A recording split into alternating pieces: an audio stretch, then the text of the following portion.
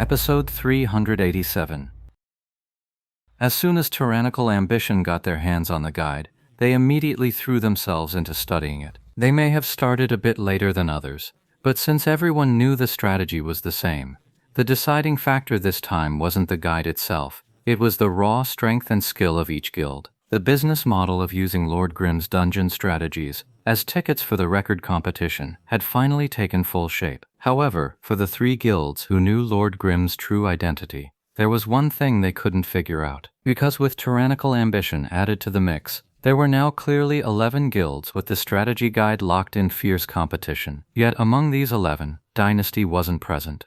This left the three guilds genuinely perplexed. The reason was clearly Chen Yehui of Excellent Dynasty. His relationship with Lord Grimm was far more complicated. Chen Yehui now knew about the dungeon guide, but Lu Hao was completely ignoring his online gaming affairs, and relying on his own technical skill to develop a guide would leave him just as far behind. Yet he genuinely needed those dungeon strategies. No one cared more about the 10th server's records than Dynasty. Yet right now, they were being completely ignored. After a moment's thought, Chen Yehui had a trusted subordinate who wasn't affiliated with any guild privately message Lord Grimm to see if they could get in touch about the strategy. Satisfied, the progress went far more smoothly than he'd expected.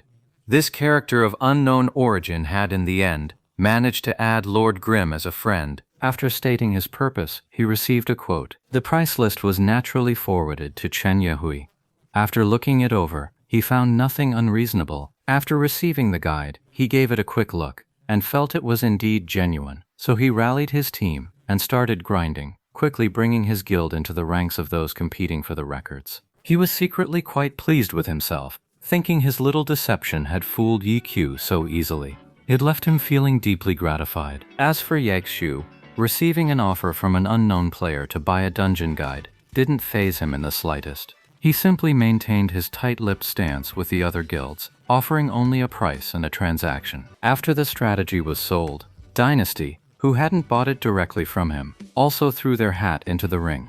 Yaxiu had already pieced most of it together.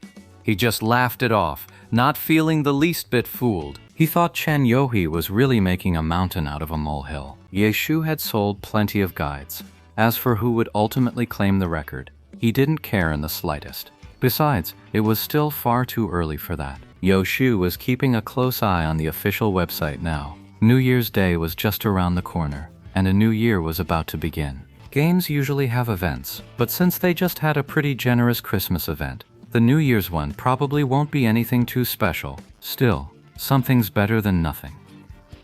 In the blink of an eye, a day passed. It was the last day of the year, December 31st. When the official servers finally released the New Year's event announcement, they'd cooked up a small-scale quest. Yaxiu gave the task flow a quick scan and found it was quite intricate, with a decent level of difficulty. The final reward for something like this should be pretty good, right? Yaxiu quickly flipped to the rewards section. One glance was all it took for disappointment to surge in his heart. Players who completed the quest would get a chance at a prize draw, and the rewards were nothing to scoff at. The problem was, they were all physical goods, judging by the sheer quantity of prizes on offer. Glory's New Year promotion was definitely treating its players right. But for Yaxiu, material rewards held no appeal. Whether it was a computer monitor, a graphics card, a mouse, a keyboard, an account card, or a top-up voucher, he wasn't interested in any of it. And so, at the stroke of midnight, the calendar turned to a new year, and Glory's New Year event officially began. Instantly, a long line formed at the NPC for the first step of the quest. This quest could only be attempted once. Analysts pointed out that due to its complexity and difficulty, even this first attempt might not be completed in 3 days. Not daring to slack off, players threw themselves into it the moment the event began. As for the final reward, Yaxiu had no real interest in it. He'd only heard the experience points during the mission were pretty decent, so he decided to jump in as well. No matter how difficult this quest is, if even someone like Yaxiu could be stumped by it, you'd really have to question the developer's intentions. Do you even want players to get this reward? So the mission that analysts claim might take 3 days to complete, Yaxiu finished smoothly in just 3 hours. But this quest wasn't ranked, and there was no race to finish it. Yaxiu completed it so fast, The world didn't even get a system announcement. In the end, he went to try his luck with the prize draw and won a 1 yuan top-up voucher. Frustrated, this made Yakshu seriously wonder if his recent hot streak of selling strategy guides. With the task finished, Yakshu had no choice but to go leveling elsewhere. Yakshu had considered the New Year's event quests, but after finishing this wave, he found their potential for profit. Selling guides or offering carries in the tougher zones, there's just no future in it. Players can easily get by helping each other out. 3 days to complete? What a load of nonsense. 3 days passed quickly, punctuated by the occasional whoop of joy from the Happy Internet Cafe. The odds for this New Year's event were actually pretty good.